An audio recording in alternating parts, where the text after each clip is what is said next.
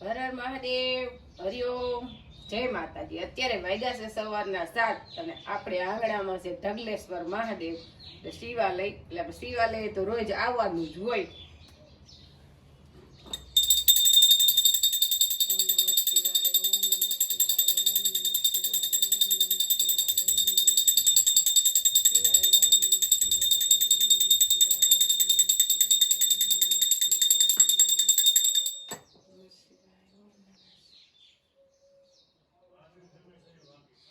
જો અત્યારે આપને એવું લાગે છે કે થોડીક ગુલાબી ઠંડીની શરૂઆત થઈ ગઈ એવું લાગે છે, કારણ કે રોજ આવી ઠંડી ન હોય। આ ઠાર છે, ખાલી રોજ પવન હોય અને પવનની આપને ઠંડી લાગતી હોય, અને આજ કાયદેસરનો ઠાર છે। એટલે કે ઠાર આમ બેહે ને આપને ખબર પડી જાય, સૈણા માથે બેહે ને એટલે આપને એવું લાગે કે આ ઠાર દેખાય છે, ને આપને હાથને મંડે ઠરવા। અને આ ઠંડીમાં ગાય દોવાની મજા હોય, કઈ ઘટે નહીં એકદમ। જો દૂધમાં ધુવાડા નીકળે, કઈ ઘટે જ નહીં, ગરમા ગરમ દૂધ। અને આપણે આ ગાયને દૂધ ઓછું છે પણ દૂધ ભેંના જેવું છે, એમાં કાંઈ ઘટે નહીં। ભલે દૂધ ઓછું કાઢે પણ મહિનાનું 5 કિલો ઘી તો કરી જ દે આ ગાય। પેલા દેવાનથી પપ્પા કહેતા આ ગાને દૂધ ઓછું છે, પણ પછી મેં ટોટલ માર્યા તો 5 કિલો ઘી થાય। ઓલું દેવાઈ જતું હોય એટલે ખબર ન પડે, પણ પછી મેં આ વખતે હિસાબ રાખ્યો કે તો મહિને 5 કિલો ઘી। એટલે બહુ ગાય આપણી સારી છે, આપણે તો હે ને ઘી થાય એ જોવાનું છે। હા બહુ સારી છે એમ। આમ પાછું એનું હોજ પણ બહુ, હા કઈ ઘટે નહીં। અને પલોઠી વાળીને ધોઈ લ્યો તો ઈ નો હાલે। અને આપણે જો સૂર્યનારાયણ ધીમા ધીમા બહાર નીકળે છે, અને આ નજારો, અને અત્યારમાં સવારની પોર ગામડાની, એટલે કાંઈ ઘટે નહીં। જો હું કહેતો હતો ને એમ ઠાર સેટો સેટો દેખાય નહીં, ઠાર છે।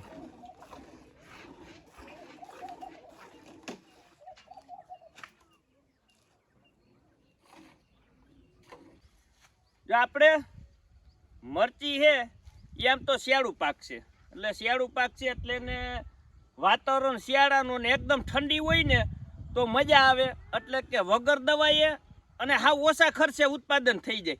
એટલે આપણે શરૂઆતમાં તો ગરમીવાળું વાતાવરણ બહુ રહ્યું, એની હિસાબે મરચીને જોઈએ એવું મરચું ને લાગ્યું નહીં। પણ હમણાં થોડાક દિવસથી વાતાવરણ પાછું સુધર્યું છે, અને વાતાવરણમાં એકદમ ઠંડી આવી એટલે મરચીના પાકને અનુકૂળ આવ્યું। એટલે આપણે જે અગાઉ દવા છાંટી, લાનેવો છાંટી, સિમોડિસ છાંટી, ગ્રાઇસિયા છાંટી, અલગ અલગ પ્રકારની ઘણી દવાનો છંટકાવ કર્યો, પણ તેમ છતાં આપણે રિઝલ્ટ ના મળ્યું। અને જે વાતાવરણ શિયાળું થયું એટલે એકદમ અનુકૂળ વાતાવરણ આવ્યું। અનુકૂળ વાતાવરણ આવે હાવ ઓછી દવાએ મરચા થઈ જાય। એટલે આપણે 2 દિવસ મોર એમોનિયમ સલ્ફર ખાતર આવે એ આપણે મરચીને આપ્યું હતું, કારણ કે હવે કંઈ જરૂર હોય ને તો મરચીને ખોરાકની જરૂર છે, કારણ કે જેનું ગ્રોથ થવાનો હતો એ ગ્રોથ થઈ ગયો છે, મરચાં થવાના હતા એ થઈ ગયા છે। એટલે હવે આપણે એને દવા કરતાં ખાતરની જરૂરિયાત વધારે છે, એટલે એને એમોનિયમ સલ્ફર આપ્યું, અને હવે લગભગ આપણે આજ કે કાલમાં નાઇટ્રોજન ખાતર આપશું। એટલે મેઇન પ્રશ્ન હોય કે નાઇટ્રોજન ખાતર આપી આપણે તો કુકઈનો પ્રશ્ન રહીએ, પણ એ કઈએ રહીએ કે એકદમ વાતાવરણ ગરમીવાળું હોય તો। અને આપણે જે નાઇટ્રોજન ખાતર આપી એના 1 દી અગાઉ કે અથવા એના પછી 1 દી પરબારો આપણે દવાનો છંટકાવ કરી દઈ, એટલે 100% આપણે છીપકથીરીનો એટેક ન આવે, ને શિયાળાનું વાતાવરણ હોય એટલે લગભગ તો બને તાલે ગાય આવે જ નહીં। અને આપણે અત્યારે તો આમ જોઈને તો મરચાઈ પુષ્કળ પ્રમાણમાં થઈ ગયા છે, જે આખા છોડવા ભરાઈ ગયા આપણે મરચાના।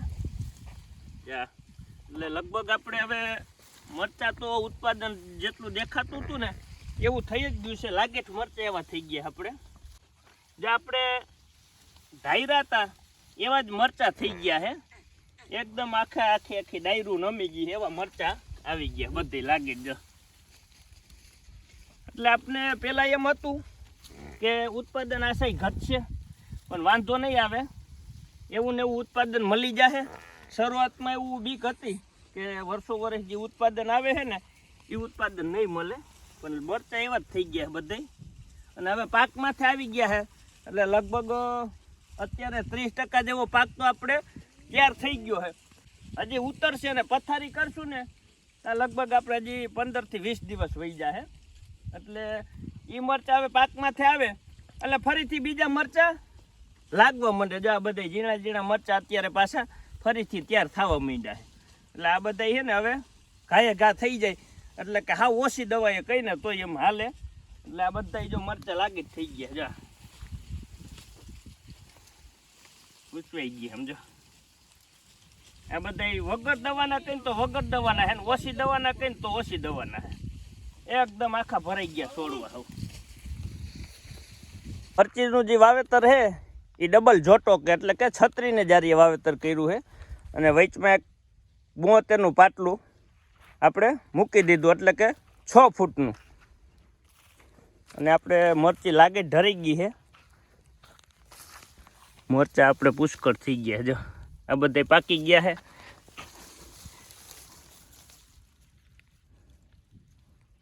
પાંદડે પાંદડે મરચાં છે. જા